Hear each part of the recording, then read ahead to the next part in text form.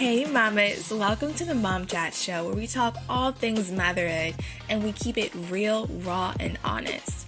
And me and my new besties, we're ready to share it all with you. Yes, you heard right. All of it, the mistakes, the trial and errors, the ups, the downs, the emotional roller coasters, and the happy times too. So if you're ready to laugh, cry, learn, and just have a good time, then this is your podcast show. You're my people. Let's chat. Welcome to Mom Chat Show. I am so excited about my guest and, of course, the series, My Most Awkward Moment as a Mama. And I cannot wait for you to meet my guest. Her story is amazing and she has beautiful kiddos. So go ahead and introduce yourself and tell me how long you've been a mama. Hi, everybody, and so good to be here. So my name is Mabble Munyimani, and I am a mama of 3 boys. I'm a boy mama, and I've been a mom for my son's turning 17 end of the month. So my first son turning 17 end of the month. So that makes me a mom for 17 years. Oh my gosh.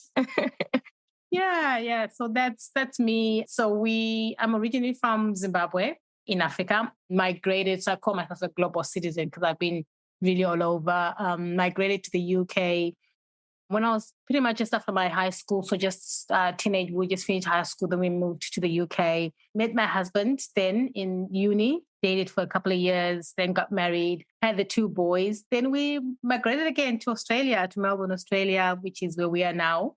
We, after a couple of years, decided to have a third one. So I've got a 17-year-old, 14 turning 15. And then I've got my 5-year-old, just turned 5 2 days ago. So my month is a busy month for us. So everyone's birthday. So yes, so that's how long I've been a mom. 17 years. Oh my gosh. So I would love to know a little bit about different moments we've had, because I honestly feel like we all have those moments where we're just like, what just happened? Why did they just say that out loud? And it's just like we're cringing inside, but we can't run away from it because it's their kids and they've already done it. So tell me a little bit about a moment that you just felt like you wish you could have just run away, but you couldn't.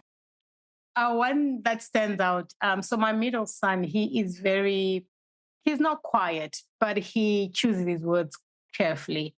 Kind of reminds me of my dad. When my dad spoke, you had to listen because he didn't speak a lot. He will say things that make you really think, oh, did he just say that out loud?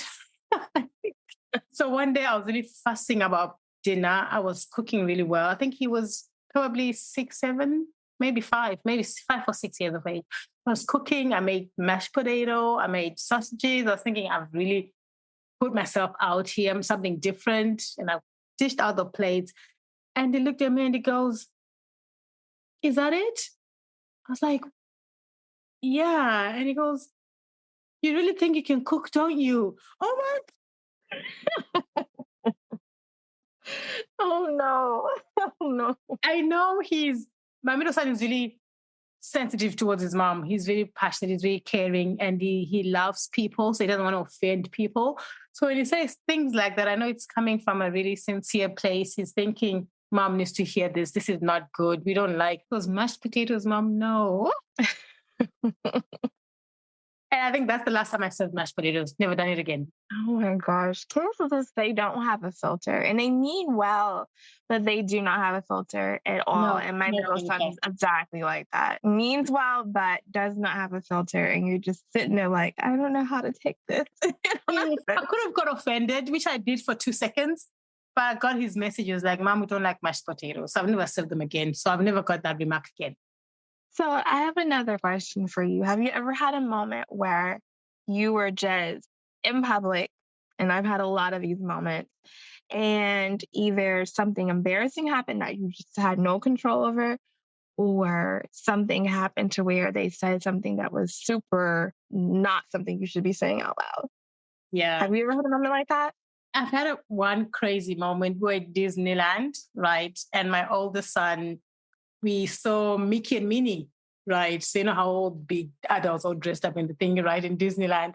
So I said, "Oh, let's go let's grab a picture," right? So we got together, Mickey and Minnie, obviously happy to see the kids and together. And my older one lifted Minnie's dress up. I mean, did she react? Like, what happened? It was all played. I think it's happened before because she handled it really well. was like, oops, oh. Oh my Um, gosh. I was beside myself. I was like, do I pull him off? Do I tell him to stop? Do I say, she popped it off and Mickey, I think it happens to them often because they handled it much better than I did. Oh my Because they were God. laughing and they're all playful. She's like, oops, all dainty and cute. He just wanted to, I don't know, maybe see, is this girl real? I don't know what that was about. Oh no. Oh my God. Uh, Yeah, so the moments gosh. I just wanted the earth to just swallow me in and just forget that I was there. Yes, because I'm sure because you probably didn't know what to do. Like, do you, I'm so sorry, or do you laugh it off? And there were other parents obviously waiting, to queue up. They wanted a picture with Mickey and Minnie. So yeah, so I just wanted us to just cover me up and pretend that I'm not there at all. So, but they did it well. They giggled, they fobbed it off, and then we got the picture in the end. I was like, let's go, let's go, let's go. That's the rush off moment. I think that was my earth swallow me moment, please. And sometimes they make it worse because they're trying to like, at least my kids, when we have the rush off moment, they're like, "Oh, why are we leaving? What's wrong?" Da, da, da. And I'm like, "Oh my gosh, you're not helping! Like, no, I'm rushing for a reason. Stop. So we need to go. I'll explain later. This is not the time to ask questions." So, oh my gosh, did they act like that, or were they just go with the flow? They wanted to be playful, and I think Minnie and Mickey were playful. They were happy. I'm like, no, we're done. Picture taken. Let's go. So I have another question for you. Did you ever have like a moment, well, majority of the time when you have your first child, there's always like a moment of was that supposed to happen and either panic or like ew moment.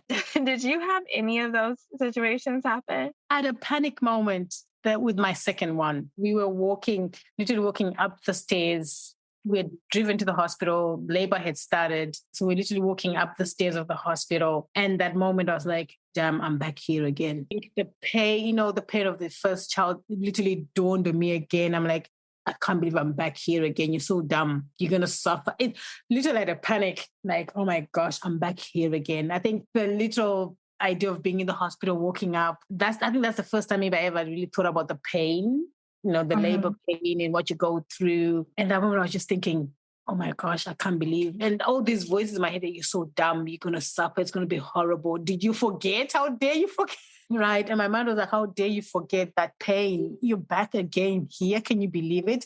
The next 13 hours again, they're going to be like the last time. So I really had a panic moment that time. And I think it took a lot for me to be like, I'm going to be okay. Eventually I was okay with my first one. And it wasn't traumatic birth. It was beautiful birth. Everything went as I had planned. I know many moms, we plan things that they don't go out of plan. With my second one, every plan went out of book. But my first one, everything went out exactly as we planned. We wanted the water birth. Everything was working well. So really to have that panic moment, I had to tap into that moment and realize, no, actually, everything went to plan. You're going to be okay. I had the best care, the best nurses. My mom and my husband were there. It was beautiful. So you're going to be okay. But gosh, that moment I was like, did you forget that pain?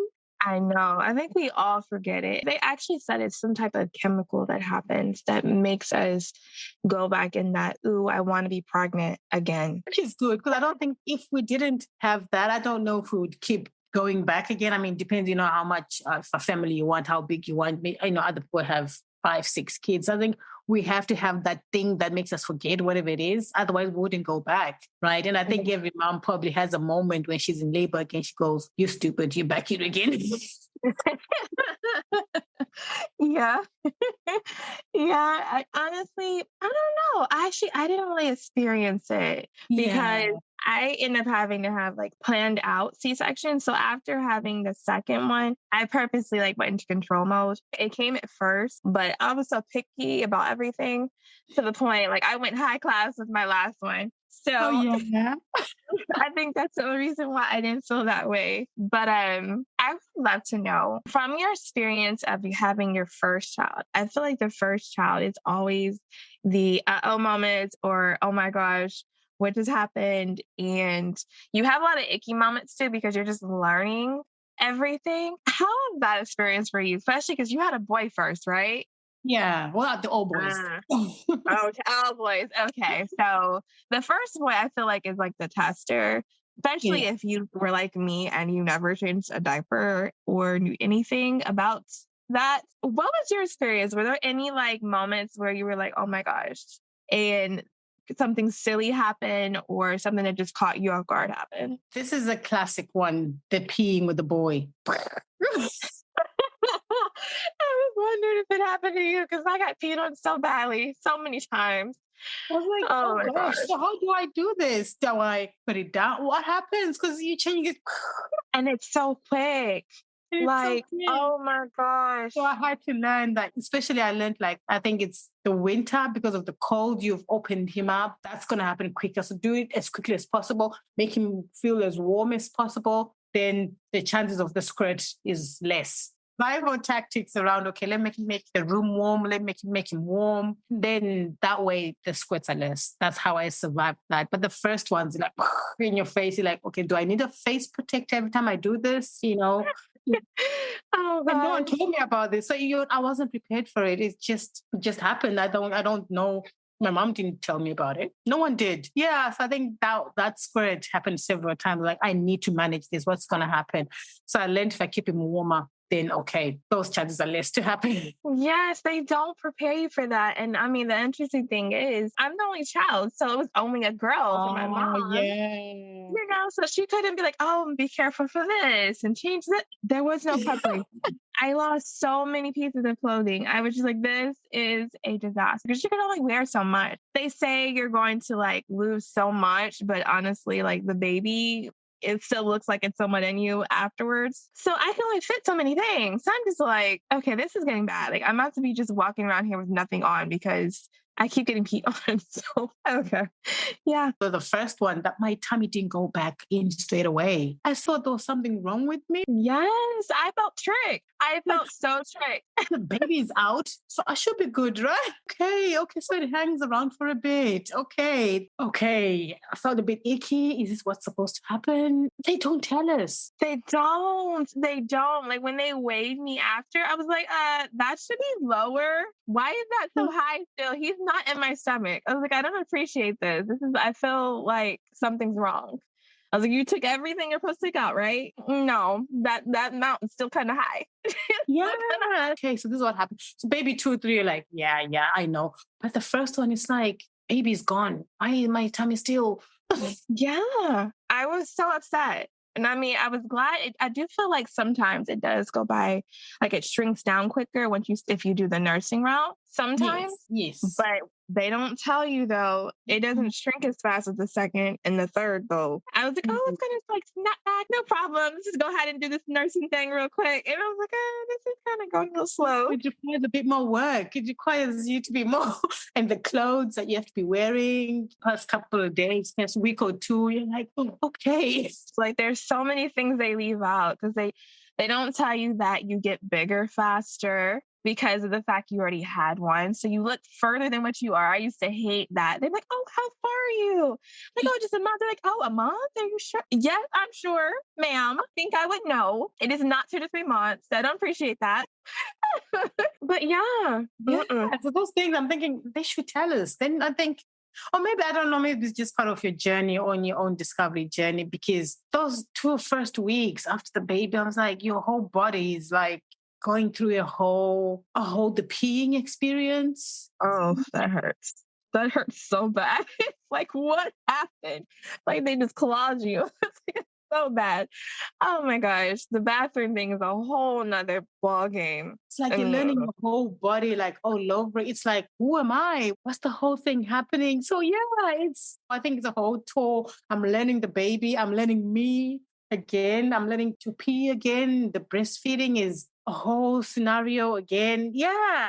So I think those first 2 weeks to a month, it's like discovery. I love that you gave it the kindest word possible, discovery. Because in my head, I'm like, it's a mess. My word is not kind. It was a hot mess. It was rough. Oh my gosh. And yours, were they natural or C-section? They were all natural, yeah. Oh, so you had the ring of fire. That's a real thing, right? Because I hear about it because I only had C-sections. I never experienced natural birth or anything. I wanted to, but it just didn't work out. But the thing that I had heard was the ending process were just not the ending process, but during the actual labor process was very, very different. And the one thing that I kept hearing, and I had to research it because I didn't know what it was the ring of fire. And I was like, what is that? And why does it sound so painful? Hear about it until after what the ring of fire is. But when you say it, I'm like, yeah, that's definitely it. That's the best description of Oh my gosh. That's the best way to describe it. Yes. And all three times I felt it. It's the normal labor and it goes from how do they measure it? Whatever. Now you're dilated, whatever, 1, 2, 3, 4 centimeters. So as they start getting intense, that ring of fire is like a whole amplification of everything. It feels like, what could I describe it like? I don't know if you want to have a pee and it's maybe you're really desperate and you're going in the last minute or heat into it. The good thing about it doesn't, well, for me, it didn't last as long because when they're crowning, it's literally coming out. And the nurses, they're usually really good. They're like, so slow down. So that obviously when the head's coming out, to avoid the tears, they say stop pushing. The baby just does its own thing. I think the gravity or whatever does its own thing. Because literally that time, you're just supposed to breathe through, you're not pushing anymore so that the coming out is gentle. And then when the head's out, then they go, okay, now give me one last push. That's for the body to come out. So I think it's that crowning part is the fire part, which is the hot sensation. I think when you want to pee or maybe you've got is it the yeast infection? Sometimes it feels like that. But once it's crowned, then they tell you just slow down, just so the head comes out nice and slowly. Then the heat goes. It goes immediately, which is a good thing. It doesn't last. And then the body comes out and then it's gone. It's short, which is good. The thing that made me bring that up was I was watching, I think it may have been Cat and I think they're Cat and Nat. I think that's what they call themselves. Mm-hmm. But I was watching them and they were talking about the Ring of Fire, but they were also talking about how they don't tell you that when it's time to use the bathroom to not look down. I can only imagine because the only thing that people that have cesarean experience is it is horrible to pass number 2. It is painful beyond belief because that pelvic area, you can't really push much. So I'm like, okay, so I guess it's like you got to pick and choose the pain because it made me think of that when we were talking about the bathroom thing. And I'm like, well, gosh, I guess we're both going through it. I'm sitting on the toilet and don't really want to spread. It's a whole lot happening that they don't say because that was one thing I never knew. Yeah. When they said, oh, you're going to have, C-section, they never really mentioned that, oh, by the way, when you finally decide to pass your first stool, it may feel like you're birthing a baby from the back. They didn't say that. No. I would have loved to know. You would love to know. Then it makes your bathroom trips a whole lot easier, right? Then you're like, I gotta go, but I don't want to go. Exactly. If I would have been like mentally prepared, it would have been a lot of prunes in my household. Lots of prunes and lots of everything that it involves anything with bowel movements. I got my prune juice ready in the fridge, ready to go. Yes, because it's horrible. I mean, granted, I try to sugarcoat it, but at the same time, I'd rather them just know the truth. No way you sugarcoat that part. It's really hard. I don't know. No. Like, I literally had a friend ask me about breastfeeding recently, and I was like, well, I was very hesitant. Which version do you want? My personal real version or you want the mommy version? Because sometimes I think, and that's the problem, sometimes when we tell everybody and we read the books, it's a beautiful experience. Breastfeeding is the most natural thing you can do, right? But then when you do it on your own, they don't tell you the stuff like, how your nipples crack and how painful it is, right? To actually have the baby latch on, it's horrible. And sometimes I used to tell my husband, I don't want to breastfeed, it's hurting. So I'm being a mean mom, right? And they hear you say that, they're like, what? That's your reason? Yes, it's a valid, good reason. It's a valid, because it's really, really painful. It's your nipples are cracked and you put the creams, you put whatever, right? And it's that pain, and that's one type of pain. And then the other pain, as the baby's feeding your uterus, details like, oh, it's the most natural thing. Yes, when it flows, or maybe when you get to that stage, it's a good thing. But there's so much to get to before you get to that stage, right? Mm-hmm. And your baby's not latching. You're thinking, is there something wrong with me? right? Thinking, is there something wrong with my baby's not latching, right? And you're trying all these things. And then no milk is coming out the first couple of feeds. Putting up the baby, keep putting the baby. I'm like, but there's nothing happening. So it's not beautiful at all. It's like Exactly. It's not. And that's what I was telling her, a brief amount of like and then I was like, but the good thing is there's so many solutions now. Y'all have so many things to increase milk and covers and all these things. So you're good. Because when I started, there was not a lot of those things. I looked sometimes at those owls and I'd be kind of envious, kind of like, where were all of you when I was nursing? Where were all these things? None of you were here. I wish you could just go back to 2009. I think what you're doing now is like, it's a beautiful thing where other moms can see both sides, see the real journey, the details that we don't get to share that you discover on your own. And it's not to deter you. It's just, I think the more aware, the more prepared you are, the more okay you will be in the process. If someone tells, get your prune juice in the fridge, you're going to need it. If you don't use it, that's fine. But just have that in the fridge. The breastfeeding thing, it takes a while for you and your baby to work it out. There'll be no milk, there'll be low milk. It's a process. Your nipples are going to hurt. Your uterus is going to be doing its thing whilst you're feeding. Yes, that part. Right. So just know that, this is happening. Then when you happen, you're like, this is what they spoke about. You like the ring of fire when you're reading, I'm like, this is what I was going through. This is what they mentioned. I think the more aware you are, the better it is to handle all these situations. It's part of it. Then there comes a guilt that comes with it. I'm like, I don't have enough milk. My baby's going to starve and you're going to be fine. All these things, right? I'm thinking, am I bad? Something wrong with me? It's just that they don't prepare you that there's not going to be enough milk at the beginning. Your boobs are going to be like, whoa, like huge. Which is so awkward because it's like, what are these? Is this normal?